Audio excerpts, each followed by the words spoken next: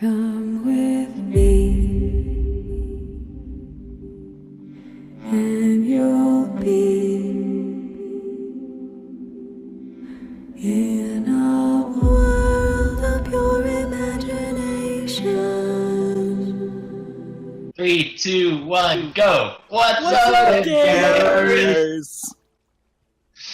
Okay, we're in a Minecraft world today, and we're going to show you our isms.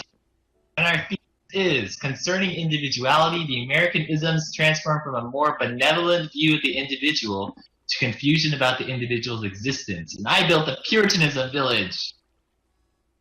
My name's Marco, and I did the deism bank. My name's Jacob, and I did transcendentalism. My name's Logan, and I built the naturalism. My name's George, and I built existentialism. My name's Ian, and I did postmodernism. Our project starts with Puritanism, where lead designer Noah takes us through the Crucible Village. I built this village for Puritanism. Puritans were not necessarily against the individual. As a matter of fact, they valued interpretation of the Bible, part of the reason why they disliked the popery of the Catholic Church and its strictly defined teachings. However, Puritans also adored intense self-regulation. So, as we can see here, John Proctor being hung for his apparent crimes against Satan. We also have evidence of Rebecca Nurse practicing witchcraft against an innocent villager. These characters are part of a modernist text, which characterizes how the Puritan mindset worked against the individual, rather than encouraging individualism. However, the Puritan would argue that these individuals were no longer self-scrutinizing and thus damaging the integrity and safety of the town. So in a way, they believed in benevolence, but just a strict form of it. Here we have Hester Prynne jailed for adultery, and she says, individuals like me were alienated from society because we violated God's will. Oh, have mercy. And then we have Mrs. Putnam, who can't see past this wall of irrationality. And then we have Judge Hawthorne judging the individual based on allegiance to the faith. And now, we have the project from lead designer Marco, the Deism Bank. For the construction of this build, we have created a time-lapse for you to view.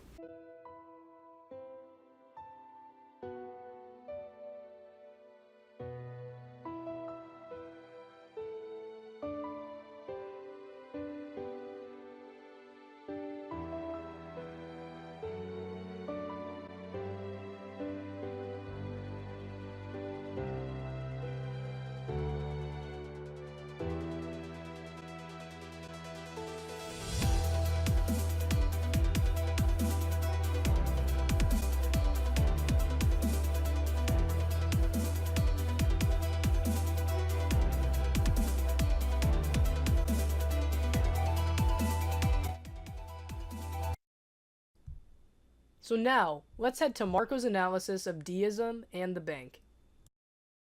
After Puritanism comes deism. In deism, individuality is seen as over tradition, and each person has the free will to choose to be good. A more simplistic design was preferred, which is why the bank is only one color on the outside. On the inside, the bank also features a simplistic design, with one room with benches, chairs, and the bank tellers. Oh, and of course, under the bank tellers, there's the bank vault.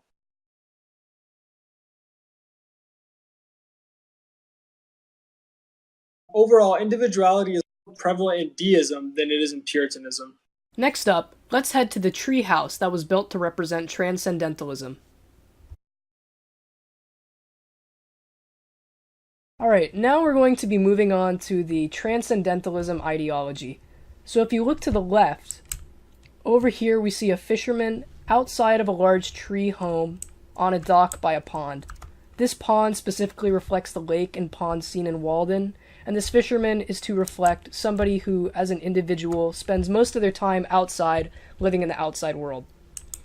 Specifically, transcendentalism was the first emergence of true individuality within people, which can be seen by its full immersement of the house within the outside world, the trees around it, the tree itself.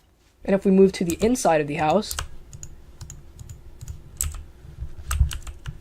you'll notice that there's very little inside, just a bed, a table, and a chair, As said before, transcendentalists didn't believe much in staying inside as an individual, but instead spending most of their time in the outdoors.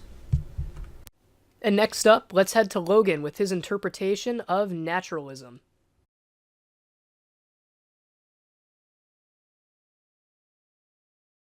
Next up, we have naturalism.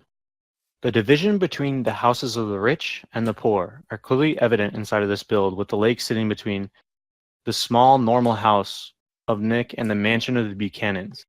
This ism is related to individualism because it forced people into separate classes and forced them to become their own individual. People were born into separate classes, based mostly off of their position in society regarding their bank account number.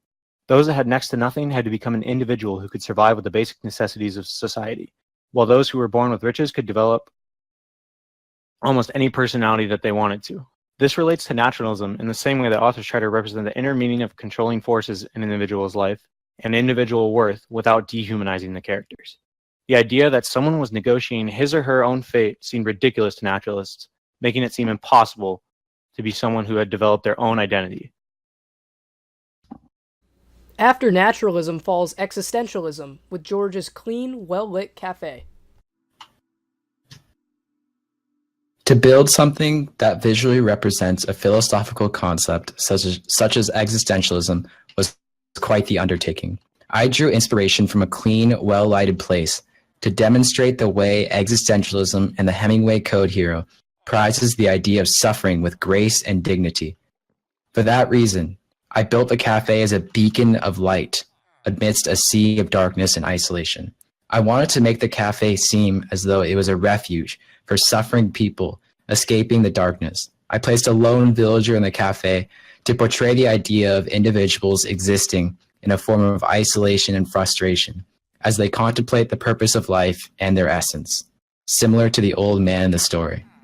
As mentioned in the story, the cafe isn't large and rowdy like a bar or bodega, but it's pleasant and clean, so people who need it can come by and seek comfort. Researching existentialist architecture led me to the concept of existentialist buildings simply existing, even in places that would seem like it shouldn't, and they exist in order to serve a certain purpose for people. Amidst the cold, unwelcoming city streets, the cafe stays open late into the night in order to provide refuge and warmth for lost people. Coming after existentialism, we have Ian's interpretation of postmodernism. For leading from one room to the next, generally with no defined beginning or end of the room. The architects of the time strived for, in the words of Robert Venturi, an architect from then, richness of meaning rather than clarity of meaning in their buildings, bringing back that idea of emphasizing impressionism and subjectivity over an objectivity in their structures. Much like the literature of the time, the architecture with its formless expressions played with the ideas of what was traditionally accepted in architecture and blended elements from previous isms into their houses. Thanks for watching. Oh my god! My game's frozen.